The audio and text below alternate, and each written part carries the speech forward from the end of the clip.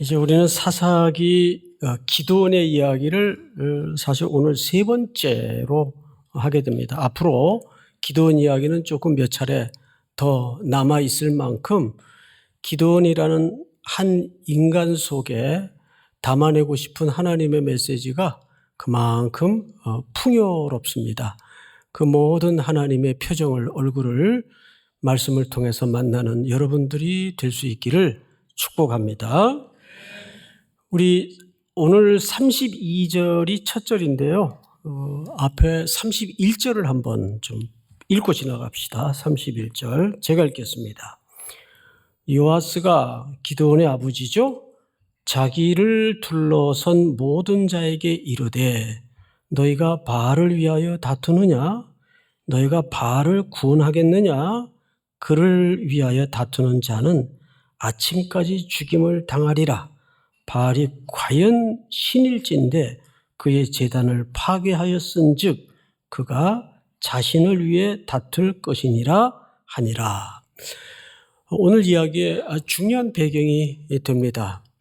기드온은 포도주 짜는 틀 안에 숨어서 이제 얼마 남지 않은 곡식마저 빼앗길세라 거기서 밀타작을 하고 있다가 하나님께 소명을 받습니다.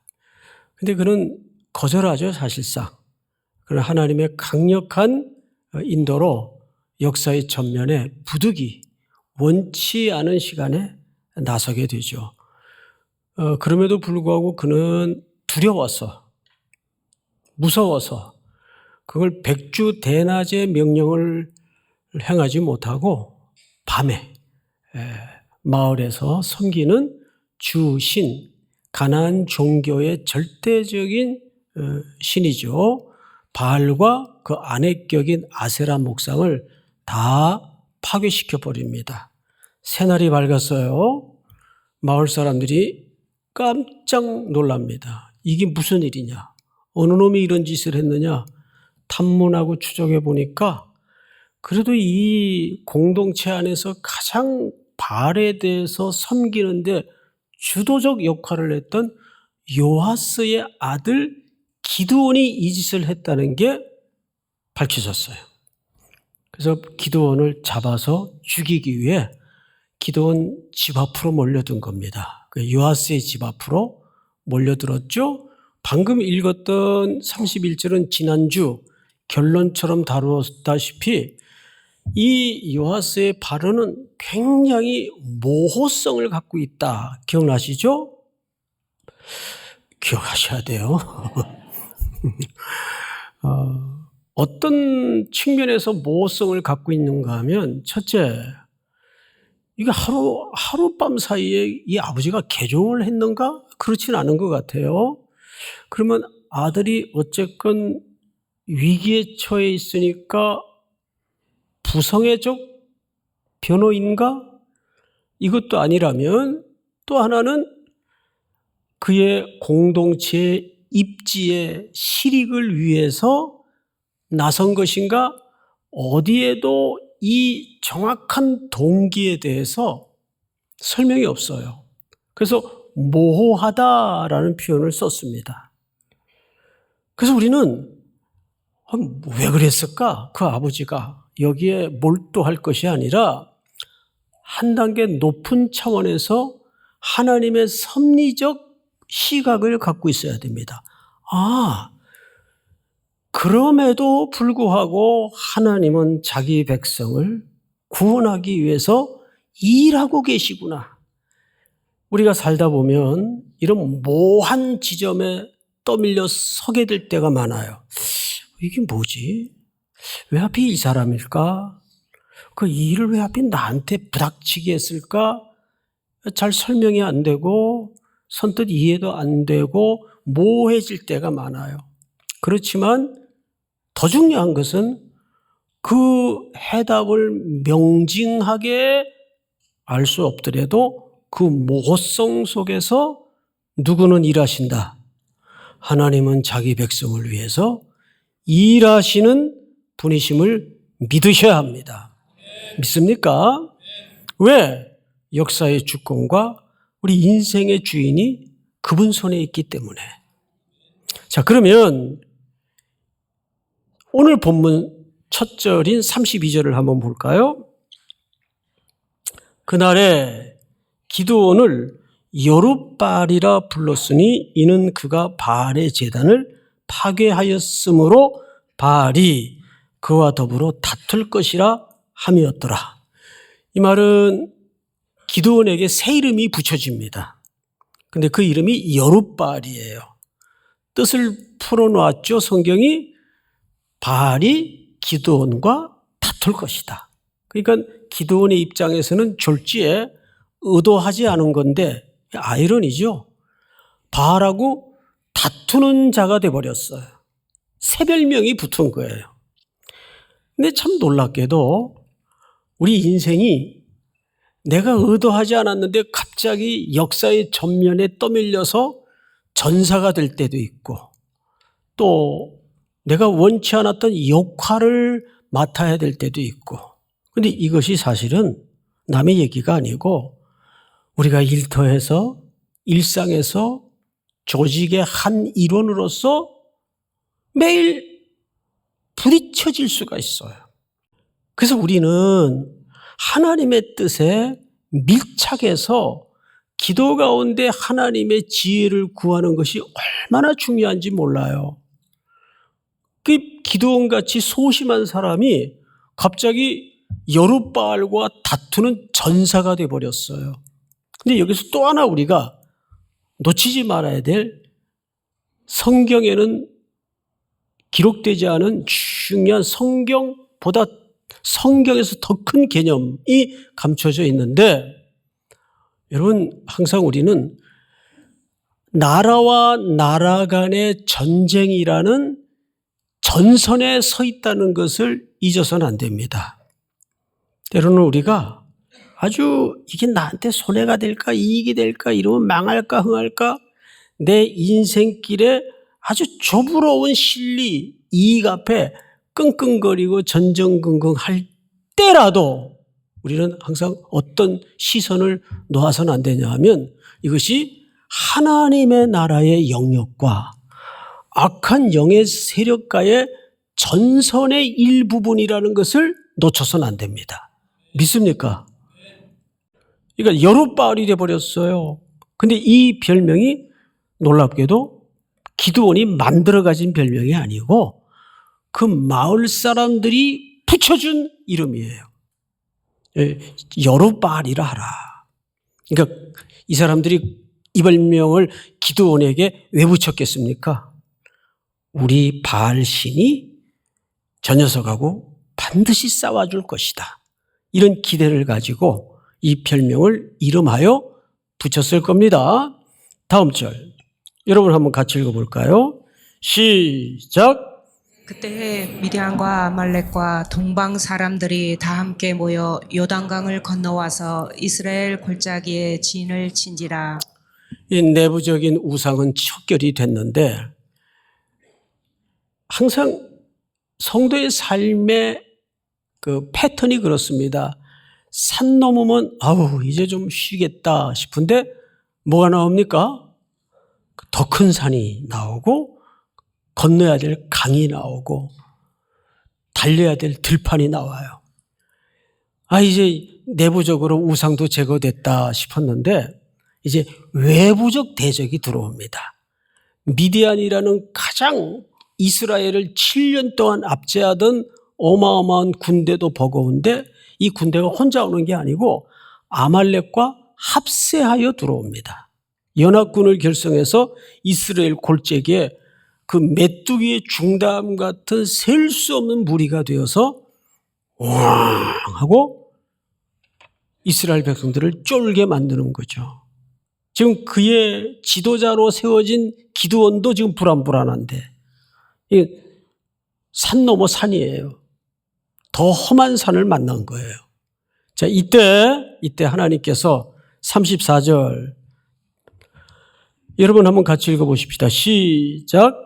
여호와의 영이 기드온에게 임하시니 기드온이 나팔을 불매 아비에셀이 그의 뒤를 따라 부름을 받으니라. 아멘.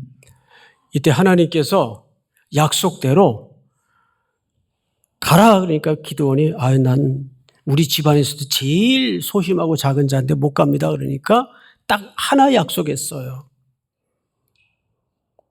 그 하나의 약속이 기억나십니까? 내가 너와 함께 가겠다.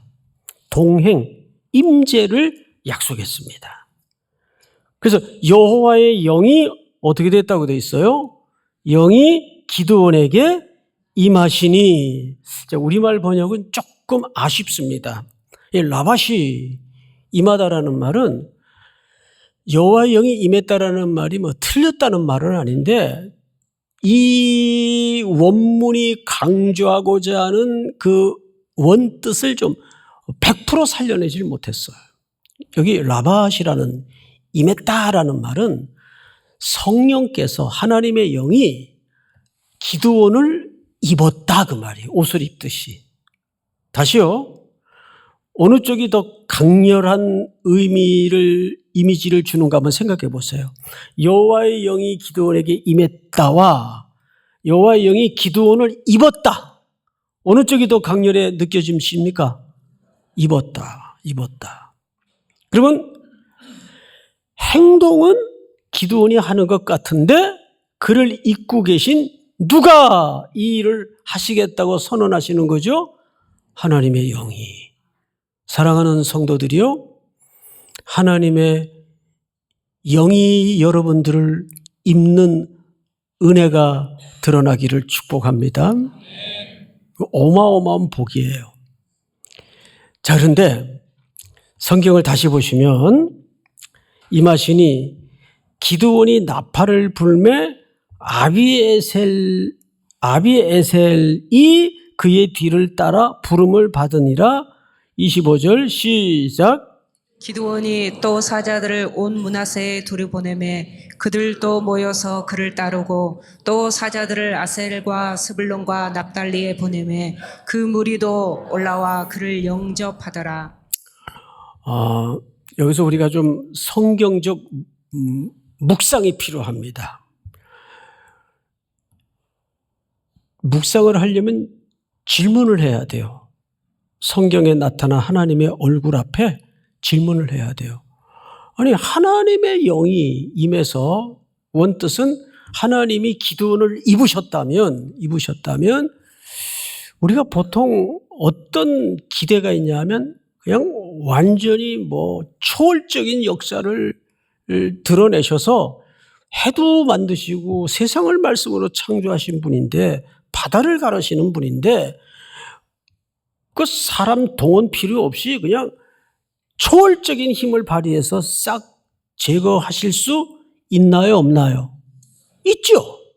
그런데 지금 제일 먼저 뭘 하시냐면 기드온을 대적했던 아비에셀 사람들을 마음을 바꾸셔서 기드온을 따르는 군대로 삼으십니다. 누가 하시는 역사일까요? 성령이 하시는 역사예요.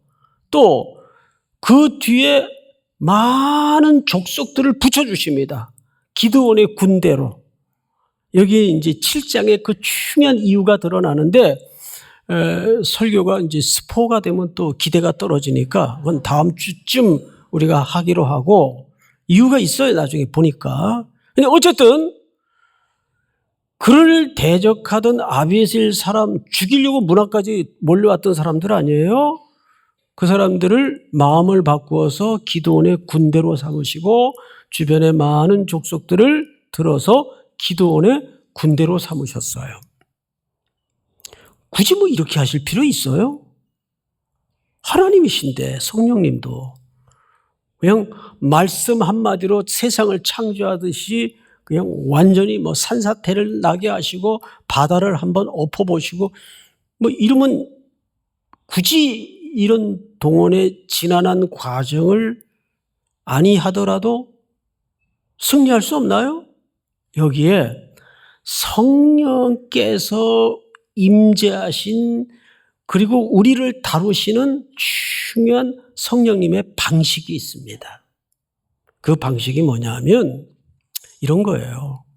성령이 임했다고 해서 우리의 모든 것들을 완전히 기계적으로 걷어내고 그분이 홀로 하신다는 이야기가 아닙니다. 거기에 우리의 순종을 기다리시고 우리의 믿음을 자라게 하셔서 성령님이 함께 하시는 것을 보게 하시는 거예요. 믿습니까? 그래서 우리로 하여금 내 안에 성령님이 정말 함께 하셨구나. 이거를 눈금 하나씩 우리로 하여금 가르치시는 겁니다. 이것이 하나님이 인생 속에 찾아오셔서 일하시는 방식이에요. 그 성령님은 우리에게 어떤 결과를 많이 준다, 안 준다, 적게 준다 이런 데 관심이 있기보다는 우리를 입으셔서 왜 이런 사람들을 동원하실까요? 우리에게 뭔가를 단계적으로 가르치시는 겁니다. 첫 번째 가르치고 하는 게 뭐예요? 내가 너와 함께 하겠다는 약속이 무슨 뜻인지를 말씀을 한 숟가락씩 실질적으로 살이 되고 피가 되고 뼈가 되도록 가르쳐 가시는 거예요. 성장을 시키시는 겁니다. 믿습니까? 성경을 다시 보시면 이렇게 되어 있죠.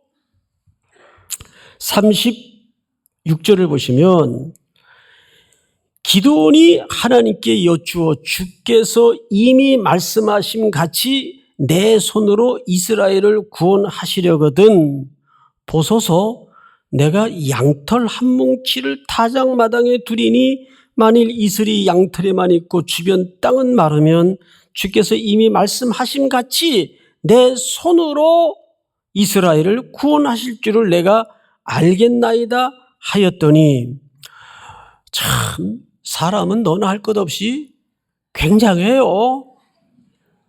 이렇게까지 하시는데도 기드온은 끝까지 마음속에 인간의 연약함 때문에 불신과 두려움으로 못 믿겠는 거예요. 하나님의 약속을, 말씀을. 그래서 기드온은 증표를 요구합니다. 하나님, 정말 주님이 약속하신 말씀이 사실이라면 증표 하나만 저로 하여금 확인케 해 주십시오. 타작마당에 이렇게 양털 한 뭉치를 놓을 테니까 밤새 이슬이 내리거들랑 요 양털만 젖고 주변 땅은 안 젖도록 기적을 보여주십시오. 근데 하나님이 해요, 안 해요? 하세요. 자, 여기에 우리는 좀 생각해야 될 과제가 있습니다. 자, 묻습니다. 이것도 믿음입니까? 불신입니까? 이것도 믿음이에요. 왜? 치열하게 하나님의 자녀니까 확실히 파고 들어가서 확인하고 싶은 욕구가 있는 겁니다. 이걸 단순히 불신앙이라고만 매도해서는 안 돼요. 이것도 믿음이에요. 이 약한, 부족한, 불안한 믿음을 그럼에도 불구하고 하나님은 어떻게 하세요? 맞추어 주시는 거예요. 그래서 하나님이 어떻게 하셨는가 보십시다. 38절 그대로 된지라. 이튿날 기드온이 일찍 일어나서 양털을 가져다가 난 여기서 웃었어요. 그럼 한번 또 짜봐요. 이게 진짜 물인가? 야, 진짜 이걸 뭐 꼼꼼하다고 해야 될지 그 양털을 진짜 이게 물 맞나? 그리고 한번 짜봐요. 짜보니까 어떻게 됐어요? 이슬을 짜니 물이 그릇에 가득하더라. 그럼 어떻게 해야 돼요? 하나님 죄송합니다. 알겠습니다. 이제 가겠습니다. 해야 되는데 차마 제가 못 읽겠어요. 39절은 여러분들이 읽으세요. 다 같이 시작. 기드온이 또 하나님께 여쭈되 주여 내게 노하지 마옵소서. 내가 이번만 말하리이다.